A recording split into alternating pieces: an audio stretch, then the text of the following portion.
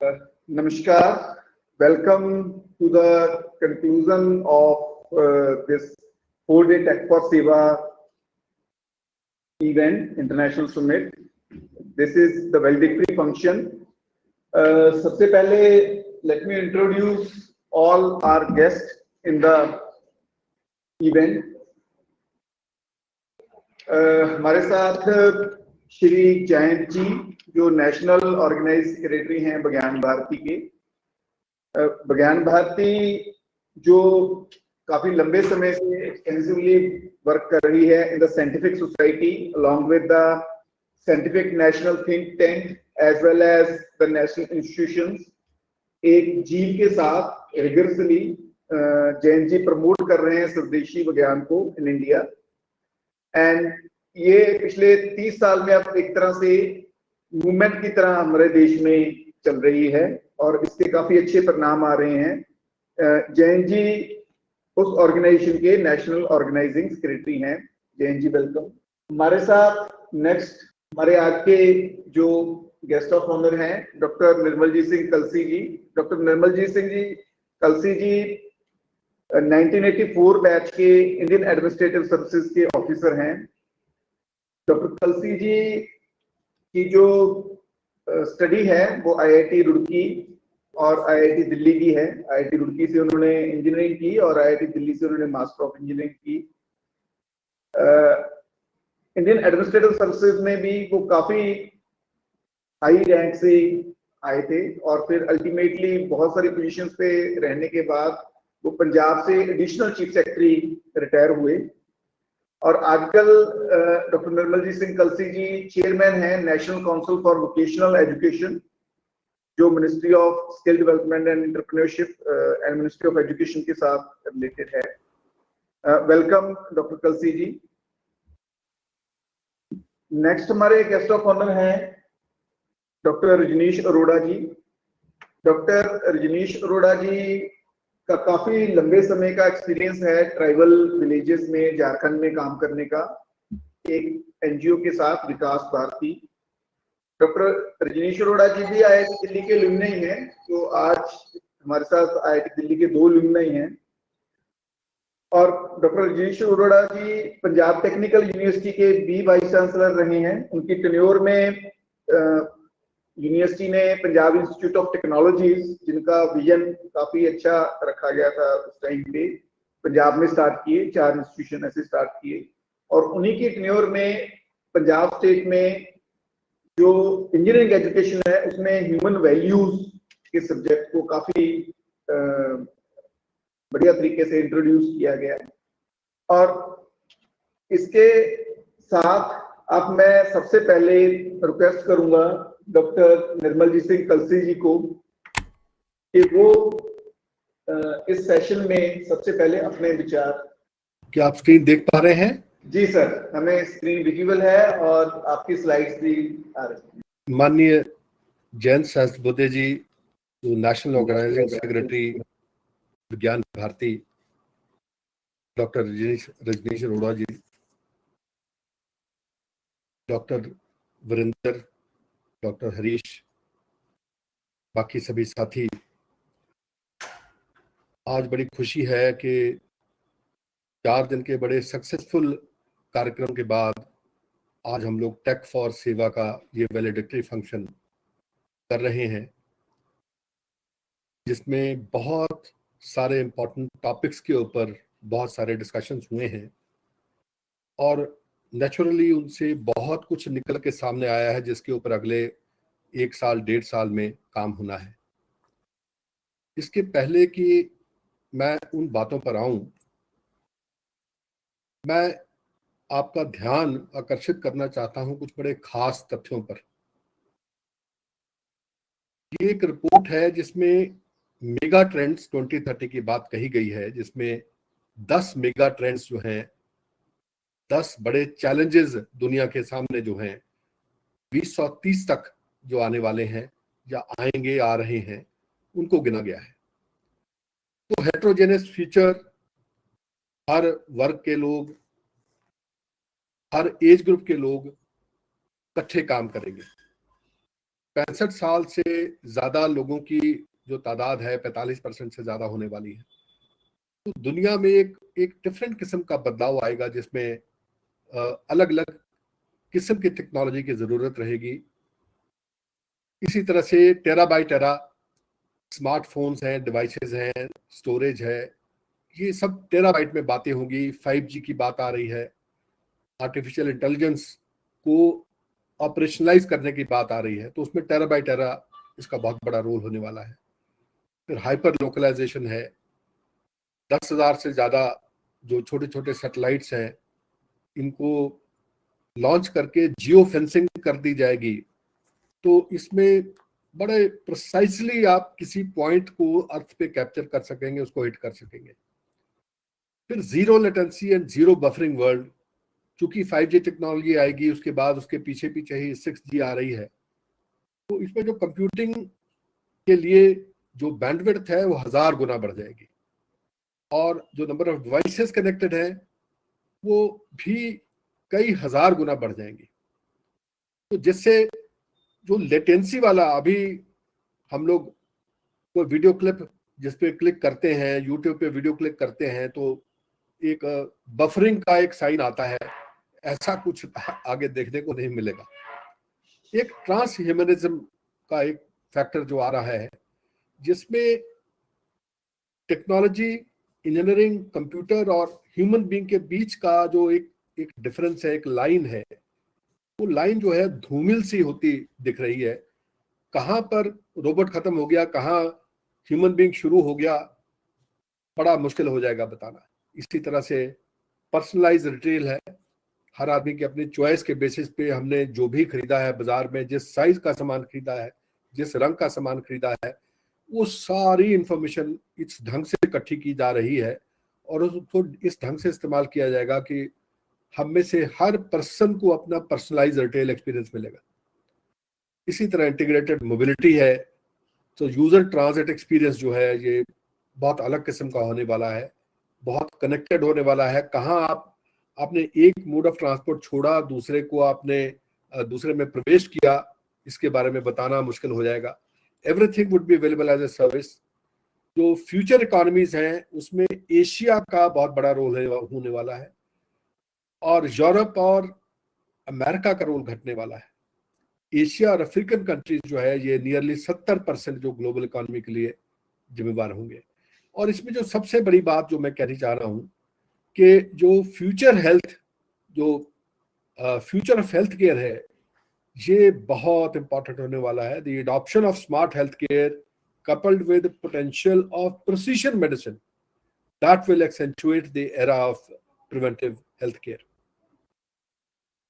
तो अगर कन्वर्जेंस देखें तो 13 एरियाज हैं, मेगा ट्रेंड्स हैं जिनकी कन्वर्जेंस हो रही है, और इन 13 मेगा ट्रेंड्स की कन्वर्जेंस हो करके 12 ट्रांसफॉर्मेशनल थीम्स जो हैं वो पैदा हो रही हैं।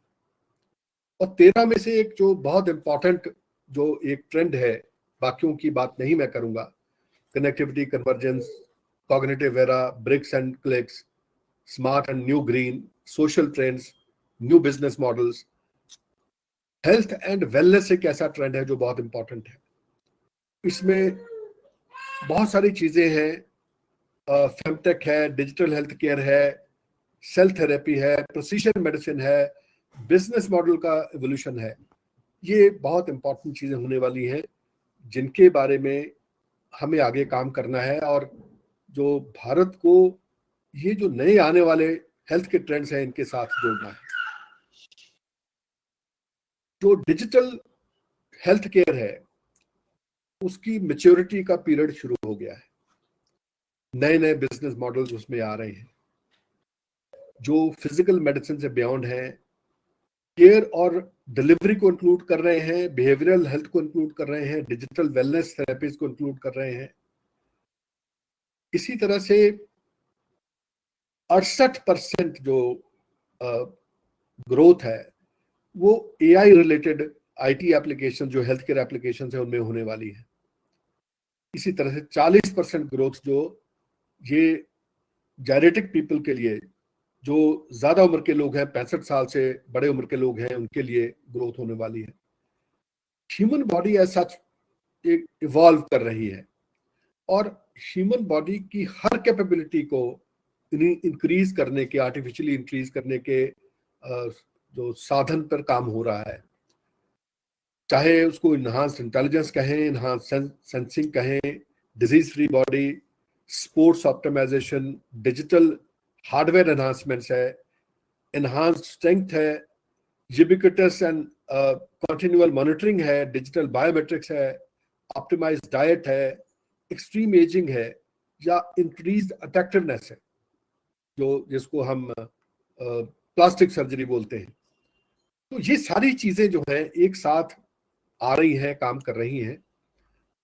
तो बड़ा क्लियरली जो फोकस है वो प्रिवेंटिव हेल्थ केयर की तरफ शिफ्ट कर रहा है रादर देन डिजीज। एक पर्टिकुलर वे में डिजीज को अगर मैं मैनेज करूं तो केयर से प्रिवेंशन की तरफ हम सब लोग जा रहे हैं।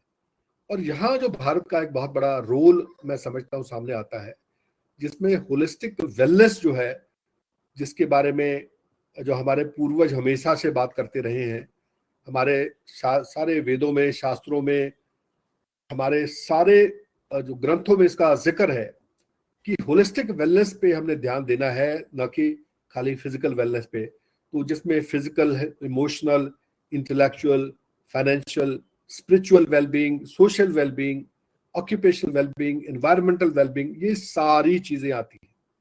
और अल्टीमेट हमारा जो है केयर, डिजीज केयर और मैनेजमेंट से जो ध्यान जो है वो केंद्रित हो रहा है प्रिवेंशन और ओवरऑल वेलनेस के ऊपर।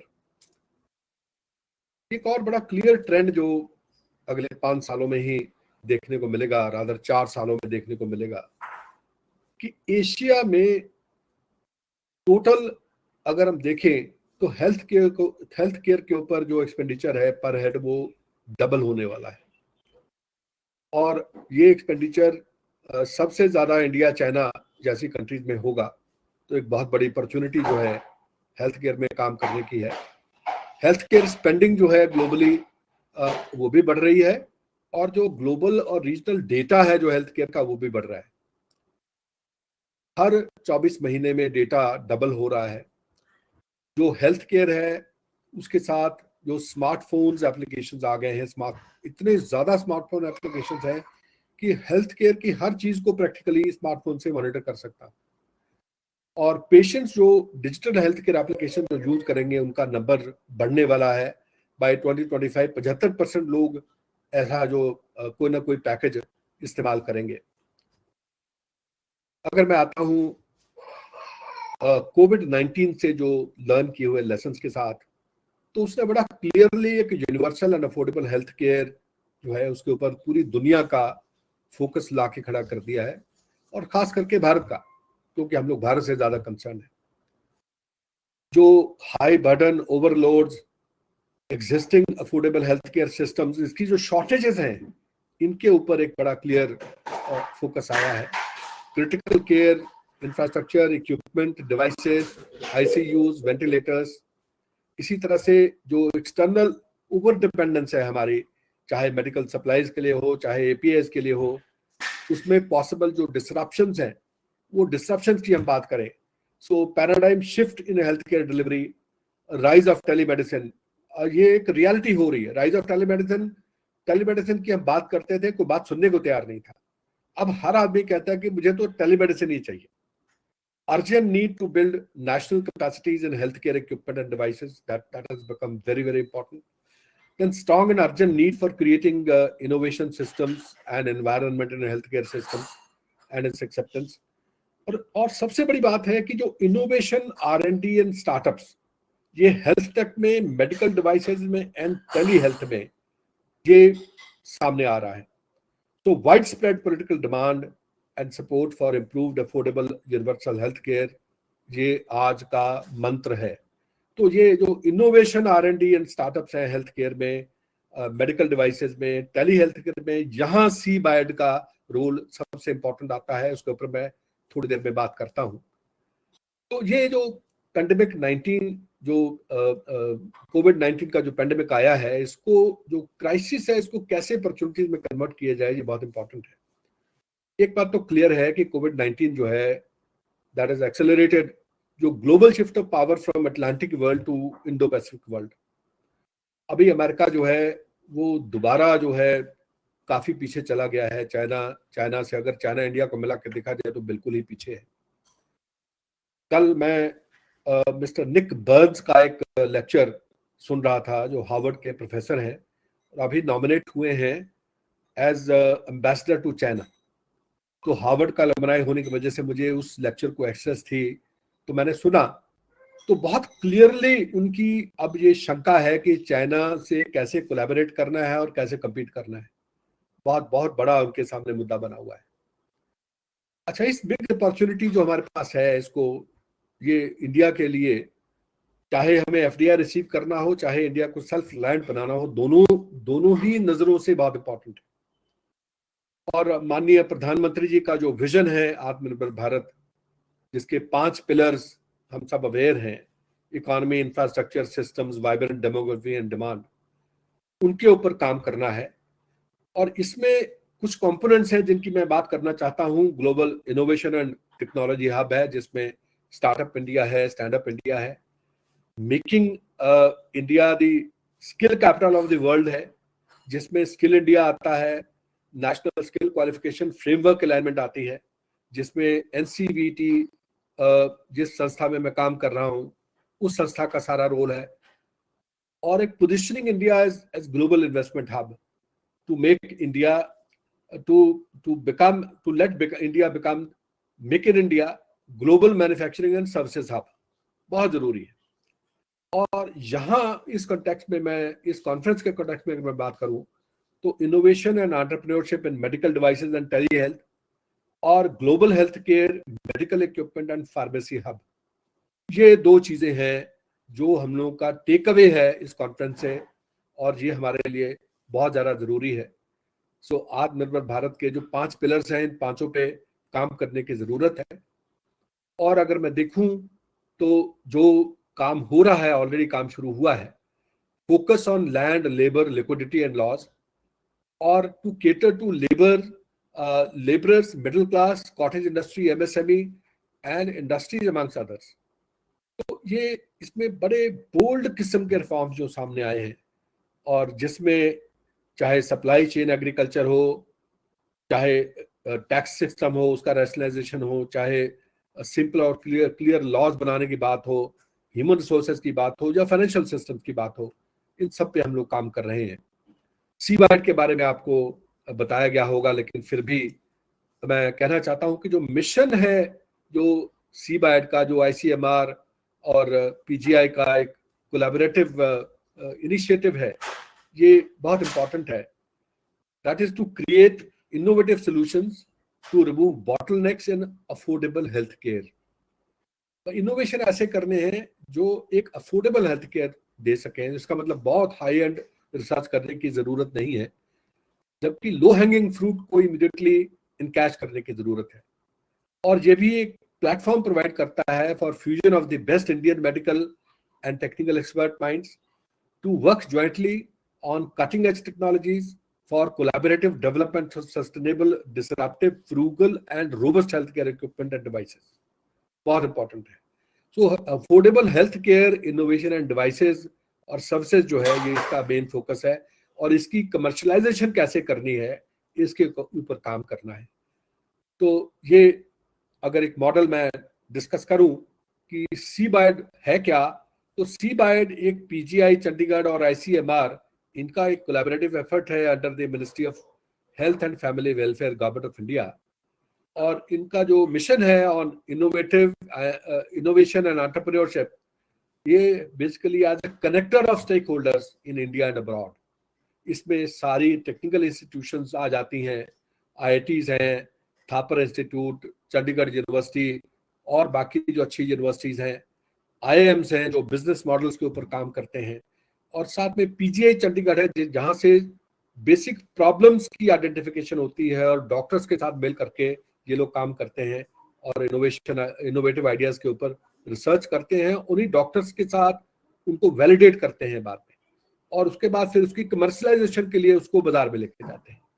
तो पोटेंशियल एरियाज जो हैं कोलैबोरेशन के लिए CBAT के पास बहुत सारे हैं, और एक्सपर्ट मेंटर्स हैं, ई लर्निंग कोर्सेज हैं, बेस्ट प्रैक्टिसेस हैं, टीचर्स ट्रेनिंग्स हैं, इंटर स्कूल कॉम्पिटिशन्स यूनिवर्सिटीज के साथ, रिसोर्सेज एंड नॉलेज पूल्स है, और सबसे बड़ी चीज़ है जो इनोवेशन है।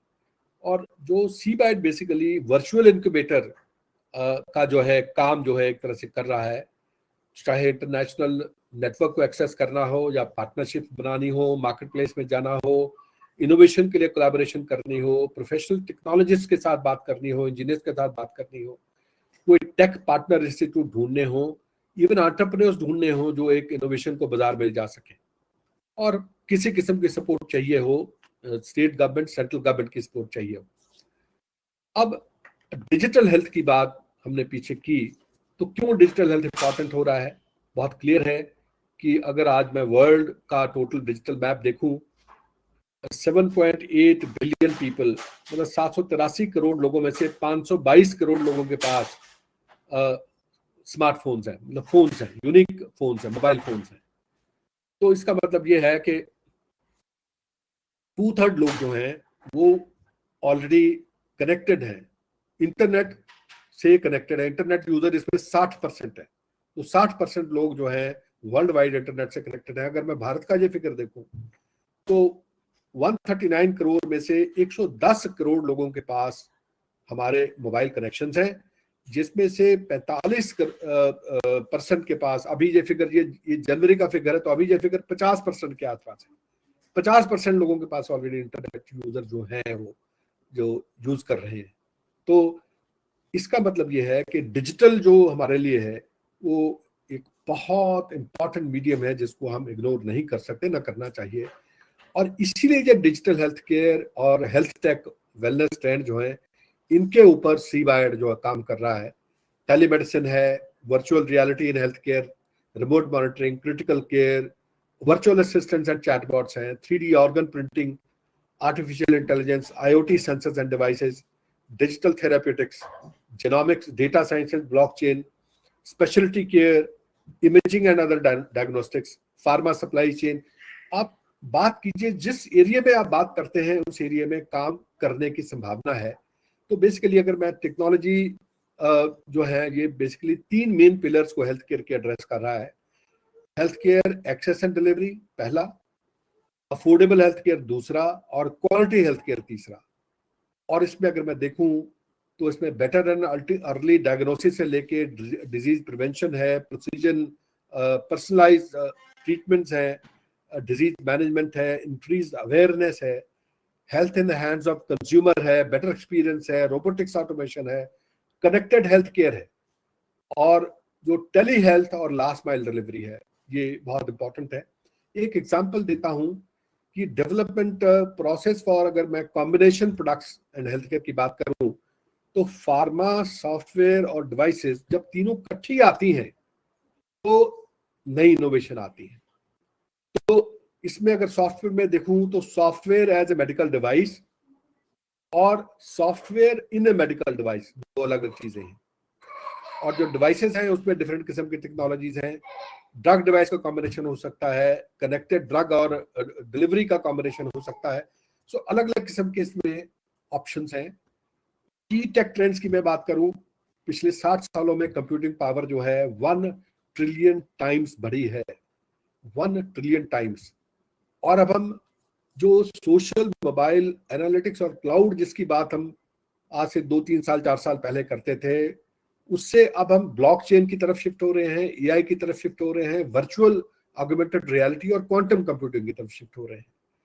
और डेटा साइंसेस का एक रोल बड़ा सेंट्रल होता जा रहा है, using variable data to monitor and prevent healthcare problems, improving diagnostic accuracy and efficiency, turning patients' care into precision medicine, advancing pharmaceutical research to find care, then optimizing clinical performance through actionable insights, taking the risk out of the prescription medicines, और reducing healthcare costs, और data privacy regulations को follow करते हुए। इसी तरह से health care में personal profiling का रोल बढ़ता जा रहा है, कि आपके लाइफस्टाइल, आपके social, personal, health care, financial profiles को एनालाइज करके आपका इलाज बेहतर किया जा सके। और हमें जो हमारे लोग हैं उनकी रीस्किलिंग की भी बहुत ज़्यादा ज़रूरत है, जहां एनसीबीटी का बड़ा रोल आता है। एआई जो है इसका बहुत इंपॉर्टेंट रोल है, जिसमें बहुत बड़ी सिस्टम्स आए हुए हैं, IBM Watson, Oracle, alter ego, Sophia, ये बहुत बड़े सिस्टम्स जो 2020 में आए हैं। फिर 3D प्रिंटिंग में बायोनिक बॉडी पार्ट प्रोसेसिंग है, फिर ऑटोमेशन इन हेल्थ केयर है, 5G सपोर्ट है। 5G सपोर्ट की बात करूं, this means telemedicine combined with real time virtual health care diagnosis, that has become a reality. Chatbots हैं, बहुत इंपॉर्टेंट है। तो ये काफी एरियाज हैं जो इंपॉर्टेंट एरियाज उभर के आ रहे हैं। कुछ इनिशिएटिव सीबाइट के पाइपलाइन में इन्हीं में है। आई एम श्योर ये डिस्कस आपके साथ ऑलरेडी किए होंगे डॉक्टर गर्ग ने, लेकिन फिर भी जो इनोवेशन रिसर्च है, promotion of inter disciplinary innovation research, ये एक बहुत बड़ा एरिया अभी एक सिंगल एरिया में तो हो रही है, लेकिन इंटर डिसिप्लिनरी जो है रिसर्च इनोवेशन नहीं हो पा रही है। helping budding entrepreneurs as well as researchers to create international support और collaboration, ये entrepreneurs को भी सेम प्लेटफॉर्म पे लाना। फिर आइडिया क्राउड सीरीज जो है इसको लेकर के आना, जिससे क्रिएटिव, फ्रूगल, डिसरप्टिव और इजिली स्केलेबल आइडियाज जो है उनको प्रमोट किया जा सके, जिससे अफोर्डेबल हेल्थ केयर मिल सके। टेलीमेडिसिन को टियर 2, टियर 3 सिटीज में लेके जाना, इन सब के लिए कैपेसिटी बिल्ड करना, खास करके डॉक्टर्स की और पैरामेडिक स्टाफ की टेक्नोलॉजी के लिए कैपेसिटी बिल्ड करना, और ऑनलाइन ओपन प्रोग्राम जो हैं हेल्थ टेक स्टार्टअप्स के लिए, एंटरप्रेन्योर्स के लिए शुरू करना, ये सम ऑफ द इनिशिएटिव्स हैं। तो थोड़ी सी बातें मैं और 1-2 मिनट के लिए करना चाहता हूं।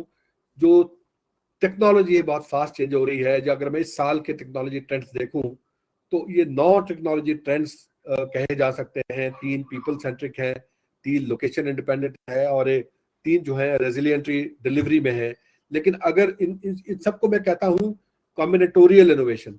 लेकिन अगर मैं 2022 में अगर टॉप स्ट्रेटेजिक ट्रेंड्स की बात करूं, जिसके ऊपर अब सीबाइट काम कर रहा है, इसमें 12 ट्रेंड्स हैं जो आइडेंटिफाइड है, जिसमें इनको 3 भागों में बांटा जा सकता है।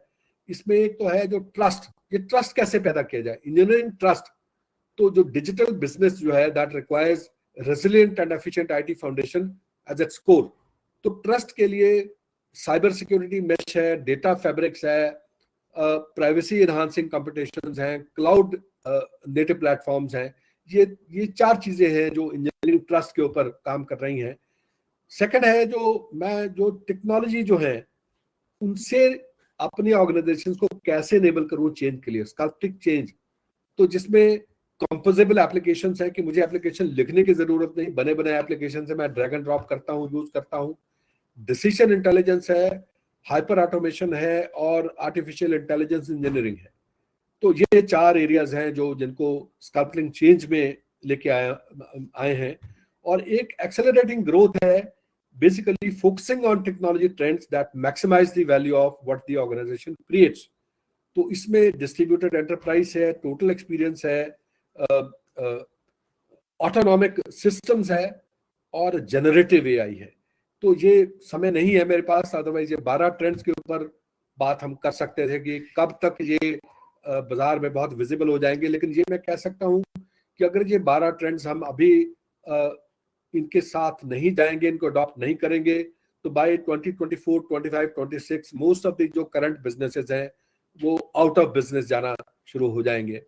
और बाय 2025 जो एक कनेक्टेड इकोसिस्टम जो हमें देखने के लिए मिलने वाला है, पहले बॉडी से शुरू होके ऑन बॉडी कनेक्टिविटी से इन होम कनेक्टिविटी, फिर community connectivity, in clinic connectivity, और इन हॉस्पिटल कनेक्टिविटी। और ये कनेक्टिविटी में ही जो ये 12 किस्म की टेक्नोलॉजीज हैं, ये सारी टेक्नोलॉजीज यूज होंगी। इसी तरह से आगे आने वाले जो 2030 इवन 2030 टू 2035 में जो टेक्नोलॉजीज हैं जो आने वाली हैं, उनके बारे में काफी विचार हो रहा है। और ये एक टेम्पलेट है जो सीबाइट सामने रख के चलता है, चाहे इसमें ब्रेन कंप्यूटर इंटरफेस है जो 2030-2035 तक आने वाला है, 3D bio printing, nano robotics की बात हो रही थी, फिर 3D प्रिंटेड ड्रग्स, ये बहुत एक एडवांस चीज है जो आने वाली है, 2030 35 तक आ सकती है। एडवांस मटेरियल्स हैं, इसी तरह से रोबोटिक केयर है, वेलनेस गेमिफिकेशन है, ऑगमेंटेड वर्चुअल रियलिटी तो ऑलरेडी आ चुकी है, वेरिएबल सेंसर्स आ चुके हैं, पॉपुलेशन हेल्थ एनालिटिक्स ये अभी कुछ आ चुकी है, कुछ आ रही है। इसी तरह से बाकी टेक्नोलॉजीज हैं जो समय समय पर आएंगी, हम लोग उनके ऊपर पूरा नजर गड़ाए हुए हैं, ध्यान रख रहे हैं, और सीबैट इन सब टेक्नोलॉजीज को लेकर चल रहा है। और लास्ट में ये मैं कहना चाहूंगा कि जो investment and sector trends to watch जो है हमारे 2021 में, वो AI, tele health, medical devices, mental health, women's health और ओमिनिक्स और हेल्थ आईटी, ये 7 ट्रेंड्स मेन है। और जितने नए अभी इनोवेशंस हो रहे हैं, जितनी नई फंडिंग हो रही है, वो भी इन्हीं सारे डिजिटल एरियाज में हो रही हैं, जो बहुत इंपॉर्टेंट है। तो एंड में मैं कहूँगा कि जो टेक फॉर सेवा ने जो 4 एरियाज में काम करना शुरू किया था, affordable health care, Atmanirbhar Bharat, that is promoting applied research into employment and entrepreneurship, और environmental friendly and sustainable technology है, और एक बहुत important topic technology for good agriculture practices. इसको हम इन सालों में आगे बढ़ाएंगे, और आगे बढ़ा करके जो सारे की स्टेक होल्डर्स हैं इनको साथ में जोड़ेंगे, चाहे वो टेक्नोलॉजी प्रोवाइडर्स हो, चाहे कम्युनिटी पार्टिसिपेशन हो, चाहे सीएसआर और कॉर्पोरेट हो, और बाकी स्टेक होल्डर्स जो काम करेंगे या इस काम को आगे लेकर के जाएंगे। इन्हीं शब्दों के साथ मैं अपने कोलैबोरेटर्स का बहुत धन्यवाद करता हूं, जिसमें नीति आयोग है, एआईसीटी है, आईआईटी दिल्ली है, और विज्ञान भारती तो बहुत इम्पोर्टेंट पार्ट है, जिसकी वजह से ये सारा इनिशिएटिव जो शुरू हुआ है, उन्नत भारत अभियान। और इसी के साथ जो एसोसिएट्स हैं उनका भी मैं बहुत धन्यवादी हूँ। Thank you so much. Thank you sir, thank you very much. Tech for Seva में एक बड़ा इम्पोर्टेंट कंपोनेंट हमने रखा था इनोवेटिव आइडियाज के ऊपर। जो हमारे रजिस्टर्ड पार्टिसिपेंट थे, उनसे कुछ इनोवेटिव आइडियाज अगर वो देना चाहते थे तो वो आइडियाज लिए थे। उनके जो आइडियाज आए, वो आइडियाज हम लोगों ने जो हमारा ऑनलाइन एग्जीबिशन हॉल था उसके अलग अलग स्टॉलों पे डिस्प्ले किए, और अल्टीमेटली हमारे जो टीम थी, जरी की टीम थी, जो जजमेंट की टीम थी, उन्होंने 3 बेस्ट इनोवेटिव आइडियाज सेलेक्ट किए। सो मैं हमारे जैन जी से अनुरोध करूंगा कि वो तीनों बेस्ट इनोवेटिव आइडियाज को अनाउंस करें। सबसे पहले जो इनोवेटिव आइडिया था वो जो सिलेक्ट हुआ वो है डॉक्टर गिरिजा शंकर मोहंती जी। डॉक्टर गिरिजा शंकर मोहंती जी असिस्टेंट प्रोफेसर हैं PGI-MER चंडीगढ़ में। जैन जी प्लीज। मैं डॉक्टर गिरिजा शंकर मोहंती जी का हार्दिक अभिनंदन करता हूं। उन्होंने बहुत अच्छा काम किया है, और जो इस संगोष्ठी के लिए उन्होंने प्रस्तुत किया, और हम उनको पुरस्कार दे रहे हैं, और वो स्वीकार करें, ऐसी मेरी उनसे प्रार्थना है। फिर एक बार डॉक्टर गिरिजा शंकर मोहंती जी का अभिनंदन। Thank you sir. नेक्स्ट जो बेस्ट इनोवेटिव आइडिया है वो सबमिट हुआ श्री सचित नालास्कर जी से। सचित नालास्कर जी असिस्टेंट प्रोफेसर हैं मैकेनिकल इंजीनियरिंग में, मुंबई से हैं वो। मैं जैन जी से अनुरोध करूंगा कि वो ये अवार्ड भी अनाउंस करें। श्रीमान सचित नालास्कर जी, आपका हार्दिक अभिनंदन। आप मुंबई से है सुनकर मुझे बड़ा आनंद हुआ, क्योंकि मैं भी मुंबई का हूँ। आपने बहुत ही एक नई बात आपने जो प्रस्तुति की है उसके द्वारा रखी है, और ये इस संगोष्ठी के लिए बहुत ही उपयुक्त और उचित इस प्रकार की बात है। इसलिए हमने आपका चयन किया है इस पुरस्कार के लिए। आप कृपया उसका स्वीकार कीजिए। फिर एक बार आपका अभिनंदन। Thank you Jain ji. तीसरा जो बेस्ट इनोवेटिव आइडिया है वो डॉक्टर रूपक कुमार हैं। डॉक्टर रूपक कुमार इंडिपेंडेंट रिसर्चर हैं and senior technical data associate हैं न्यू दिल्ली से। डॉक्टर रूपक कुमार जी, आपका बहुत मन से अभिनंदन।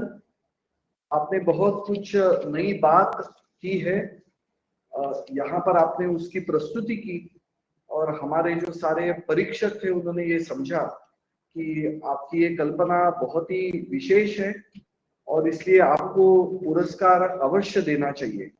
इसलिए आपका चयन हुआ है, आप इस पुरस्कार का स्वीकार कीजिए, ऐसा मेरा आपसे अनुरोध है। फिर एक बार आपका हार्दिक अभिनंदन करता हूं।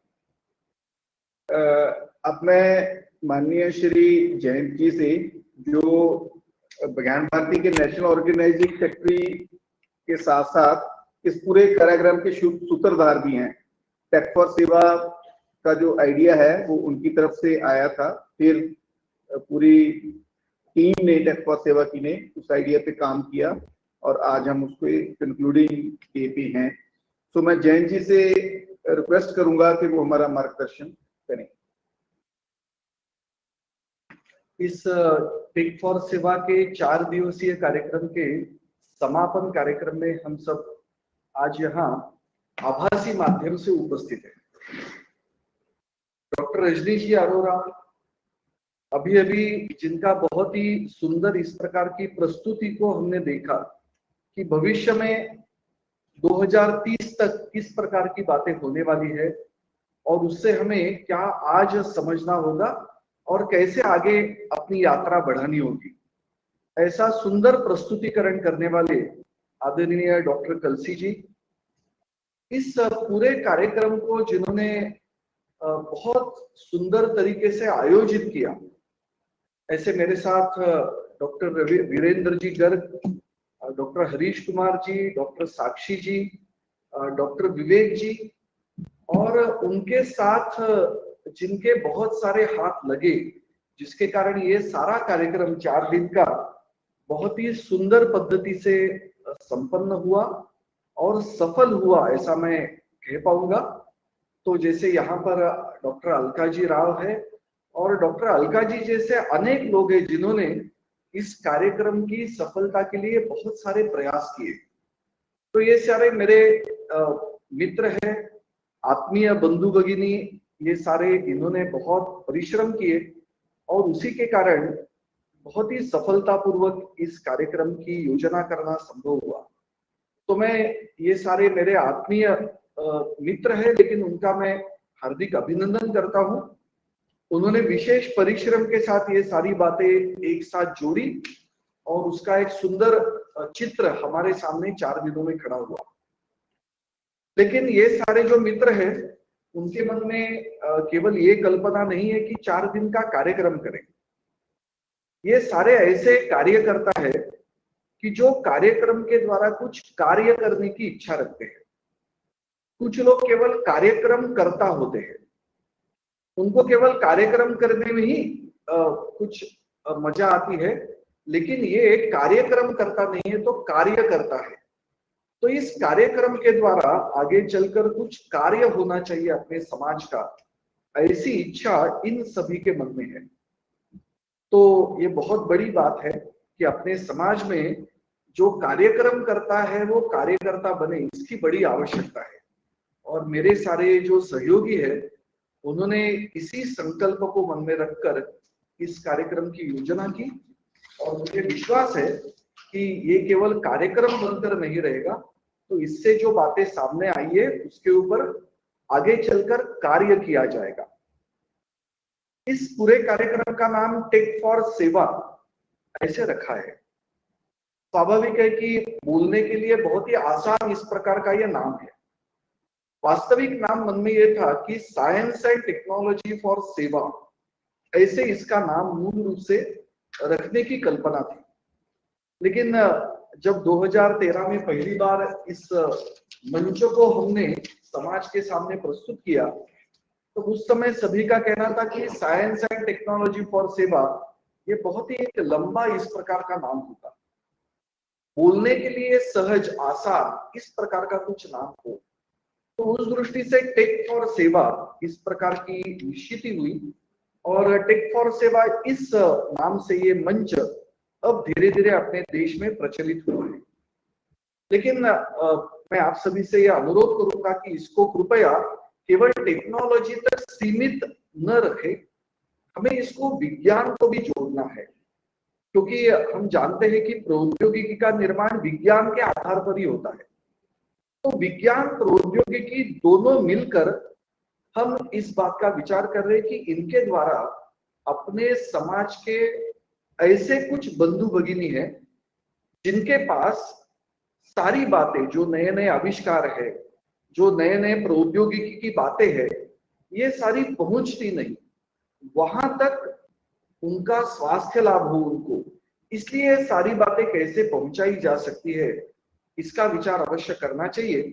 और जैसे यहाँ पर बात आई कि किफायती प्रौद्योगिकी, यानी जो बात लोगों को सहज, सरल और बहुत ही सस्ती इस पद्धति से उपलब्ध हो, लेकिन गुणवत्तापूर्ण हो, इसकी हम कल्पना कर रहे हैं कि अपने देश में ये जो बहुत बड़ा साइंस एंड टेक्नोलॉजी फ्रेटर्निटी है, वो इस दिशा में आगे बढ़े कि अपने समाज की आवश्यकताएं, समाज के जो सामान्य लोग हैं जिनको बहुत पैसे खर्च करने की क्षमता नहीं है, ऐसे लोगों को भी हम सरल सहज पद्धति से स्वास्थ्य लाभ के लिए किस प्रकार से सहयोग कर सकते हैं, और उसके लिए विज्ञान प्रौद्योगिकी का बहुत बड़ा उपयोग हम अवश्य कर सकते हैं। किस दिशा में कुछ विकास विज्ञान प्रौद्योगिकी का होना चाहिए। हम सभी ने बहुत सारी बातें 4 दिनों में यहाँ सुनी है, और जैसे अभी आदरणीय कलसी जी के प्रस्तुति में भी कई प्रकार की बातें आई, जिसमें एक प्रकार से मन अचंभित हो जाता है कि अरे इतनी बड़ी बातें सारी ये टेक्नोलॉजी के क्षेत्र में होने वाली है, आगे चलकर कैसा चित्र बनेगा, और ये जल्दी, बहुत दूर की बात नहीं है। जैसे उन्होंने बताया कि 2030 तक ही ये सारी बातें होने की संभावना है, इतनी गति से ये सारी बातें होगी।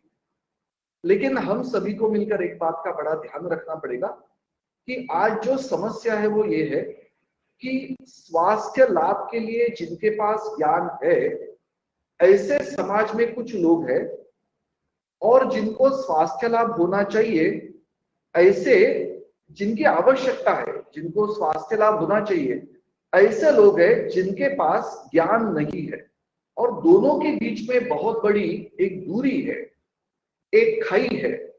इस खाई को पाटने की बड़ी आवश्यकता है। और मुझे लगता है कि धीरे धीरे एक विचार मेरे मन में आता है, आप सभी के सामने मैं वो प्रस्तुत करता हूं कि टेक्नोलॉजी के साथ साथ, और टेक्नोलॉजी से भी अधिक ज्यादा, विज्ञान को हमें विकसित करने की ज्यादा आवश्यकता होगी। इसके लिए मैं एक उदाहरण आपके सामने रखना चाहूंगा कि कुछ समय पहले मैंने एक वैज्ञानिक शोध पत्र देखा, पढ़ा, समझने का भी प्रयास किया। उसका शीर्षक था a time to fast. Fast यानी व्रत रखना। अब ये समय आया गया है कि हम सब व्रत रखें। व्रत किस लिए रखना? तो स्वास्थ्य लाभ के लिए। और व्रत के बारे में कुछ बातें उन्होंने दी थी कि व्रत करने के लिए एक निश्चित वारंवारिता होनी चाहिए, यानी there has to be some specific frequency for doing or exercising that fast. यानी, और ये सुनकर, वो शोध पत्र देखकर मेरे मन में ऐसे आया कि अरे मेरे मन में, मेरे घर में ये तो बात सामान्य सी है।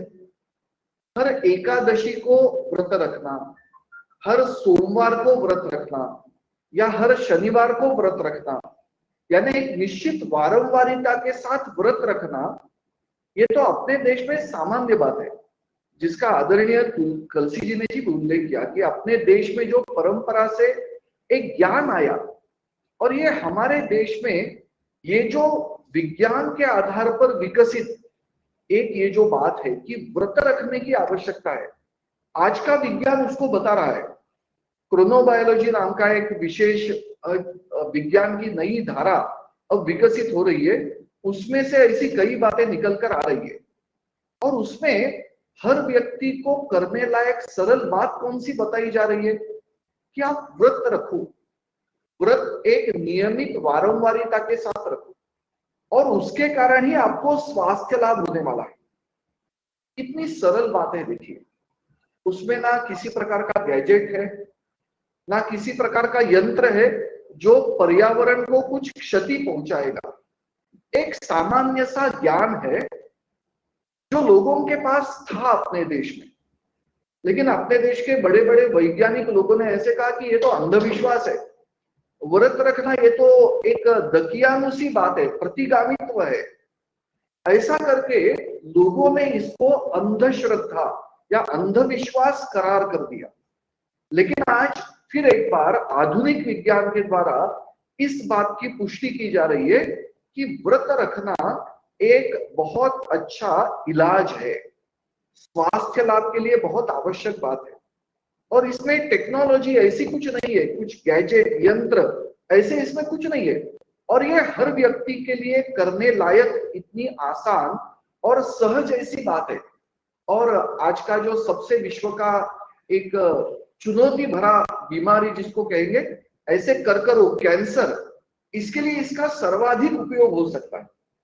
देखिए, विश्व की सबसे बड़ी बीमारी के लिए इतना सरल और सहज उपाय, और अपने देश में ये बात हर परिवार में एक सामान्य सी बात बनकर स्थिर हो चुकी थी। It was a settled fact of our society. हमने उसको खो दिया, उसको दूर कर दिया अपने हाथों से, विज्ञान का आधार लेकर उसको नकारा। हमने फिर इन बातों को समझने की बड़ी आवश्यकता रहेगी।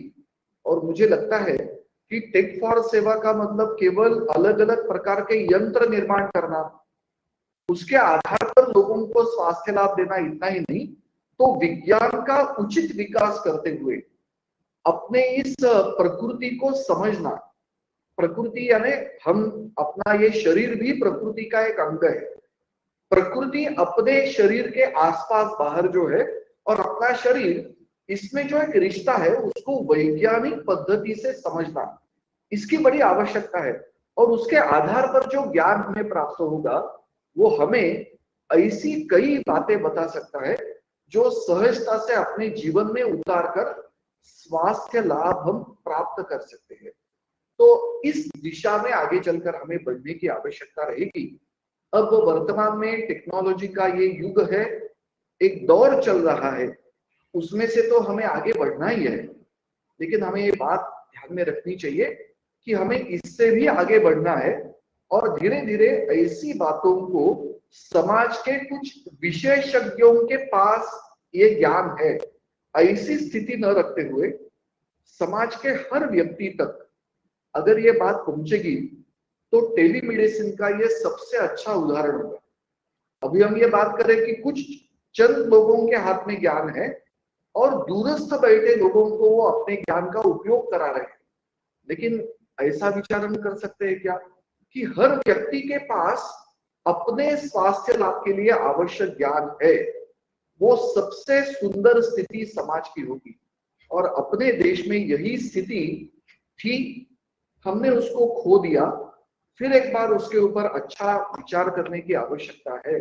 और जैसे हम आगे बढ़ रहे, भविष्य की ओर जा रहे, उसमें ये बात ध्यान में आ रही है कि काल का चक्र होता है, इसलिए हमें इतिहास को समझने की बड़ी आवश्यकता है। इसके पूर्व हमने जो बातें की थी अपने समाज में स्थायी रूप से थी, उसको फिर एक बार वैज्ञानिक पद्धति से देखना, उसका आकलन करना, इसकी बड़ी आवश्यकता है। जैसे मैंने एक उदाहरण दिया, ऐसे कई उदाहरण मेरे से भी ज्यादा शायद आप सभी के पास होंगे। तो हमने इस बात का अच्छा विचार करना चाहिए, और मुझे लगता है कि इस दिशा में हम आगे बढ़ेंगे तो जल्दी ही केवल भारत ही नहीं तो पूरे विश्व को एक हम मार्ग दिखा पाएंगे। क्योंकि अपना देश इतना बड़ा है कि विश्व की 17.5% जनसंख्या इस देश में रहती है। अगर विश्व की इतनी बड़ी संख्या किसी एक बात को अपने जीवन में उतार कर चलती है तो विश्व के लिए एक बहुत बड़ा उदाहरण हम सब मिलकर प्रस्तुत कर सकते हैं। और इसी दिशा में हम सबको मिलकर आगे बढ़ना है, ऐसा मैं मानता हूं। आज ये सारा कार्यक्रम हमने 4 दिन का किया, बहुत ही अच्छी बातें इस कार्यक्रम के द्वारा सामने आई। उन सभी का विचार करते हुए हम अच्छे भविष्य के लिए आगे बढ़ेंगे, ऐसा विश्वास मुझे है। आप सभी ने इस कार्यक्रम में सम्मिलित होकर आयोजकों का केवल मनोबल बढ़ाया है इतना ही नहीं, तो आपने आपके इस उपस्थिति से ये इच्छा व्यक्त की है कि इस पूरी यात्रा में आप भी सहयोगी बनकर हम सभी के साथ आगे चलेंगे। तो यही विश्वास आज इस कार्यक्रम के अंतिम सत्र में आयोजकों के मन में है, ऐसा मैं मानता हूं। इसलिए इस आपकी ये जो इच्छा का प्रदर्शन आपने यहाँ पर किया इस कार्यक्रम में सम्मिलित होकर, इसलिए आपका अभिनंदन करता हूं, आपको साधुवाद देता हूं। और आज इस कार्यक्रम के पहले हम जो विचार करते थे, तब कुछ थोड़े हाथ हम सब मिलकर इस कार्यक्रम को आगे बढ़ाने का प्रयास कर रहे थे, लेकिन मैं मानता हूं कि इस कार्यक्रम के बाद 4 दिन के बाद अब इन हाथों की संख्या बढ़ गई है और एक बढ़ती हुई हाथों की संख्या के साथ हम आगे बढ़ रहे हैं। ये बहुत ही आनंद का विषय है। फिर एक बार इसके कारण मैं आपका अभिनंदन करते हुए मैं यहाँ रुकता हूँ। नमस्ते। नमस्कार जयंत जी, बहुत बहुत धन्यवाद। अब मैं रिक्वेस्ट करूंगा डॉक्टर वरिंदर गर्ग, जो कन्वीनर हैं टक फॉर सेवा के, कन्वीनर होने के साथ साथ डॉक्टर साहब प्रिंसिपल इन्वेस्टिगेटर हैं सेंटर फॉर इनोवेशन एंड बायोडिजाइन की। तो मैं उनसे रिक्वेस्ट करूंगा कि वो इस सेशन में दो शब्द कहें। मैं पहले तो इस 4 दिन के आयोजन को सक्सेसफुल बनाने के लिए सभी जो हमारे गेस्ट विशेष अतिथि व्यक्तिगत रूप से जहां आकर और आभासी रूप से हमारे से जुड़े, उनका बहुत धन्यवाद करता हूँ। 14 सेशन हुए, पैनल डिस्कशन हुए, अवार्ड्स हुए और इसके साथ साथ में एक्सपो चलती रही।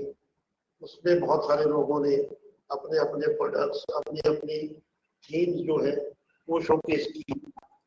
और की टीम, विज्ञान भारती की टीम और उन्नत भारत की टीम के साथ साथ पंजाब यूनिवर्सिटी की टीम, शक्ति और विकास और संवाद की टीम हमारे साथ लगातार जुड़ी हुई थी और कॉन्टिन्यूसली इस आयोजन को ठीक ठाक करने के लिए टेक्निकल इनपुट्स दे रहे थे।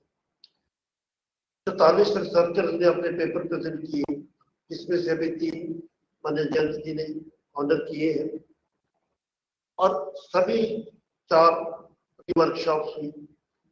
एक बड़ा आयोजन कह सकते हैं, लेकिन मैं धन्यवाद के साथ एक निवेदन भी करूंगा कि जैसा माननीय जयंत जी ने अभी हमें मार्गदर्शन दिया, this is not the end, this is just beginning. This is just beginning of a longer journey.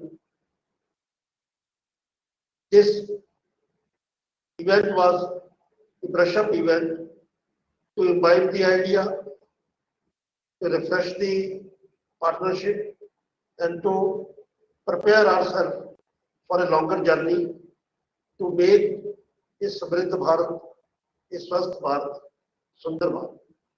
तो इसके साथ में सबका, क्योंकि इस ड्रेस में ही हमारे अति सम्माननीय श्री निर्मलजीत सिंह कलसी जी और अति सम्माननीय श्री जयंत जी सहस्त्रबुद्धे जी के दोनों उद्बोधनों में लगभग क्या पूरा 100% जो सारा हमारा कंडीशन से लेके क्या हमारे पास उपलब्ध है, क्या हमें करना चाहिए और कैसे करना चाहिए, ये सब दोनों बातें बड़ी क्लियर हो गई है। हमारे पास अब एक ही ऑप्शन मैं कहूंगा, या एक ही कहने के लिए बचता है कि हम अपनी तरफ से माननीय जयंत जी को और कलसी जी को ये यकीन दिलवाते हैं कि अब हम इस प्लेटफॉर्म को और विशाल करके और एक्सपैंड करके और अधिक काम आपके मार्गदर्शन से, बाकी अन्य महानुभावों के मार्गदर्शन से, पहले भी हम लोगों ने बड़ा प्रयास किया कि बहुत जो भी हमारा जितना भी हमारा कैपेसिटी है उतना इनपुट हम करें और आप सबके आशीर्वाद से, सहयोग से, मार्गदर्शन से काफी कार्य अच्छा हुआ भी है। लेकिन अभी हमारे पंजाबी में कहते हैं ਇੰਨੀਆਂ ਝੂਠੇ सूरमा ने कोई दवानी का तेल बथेरा।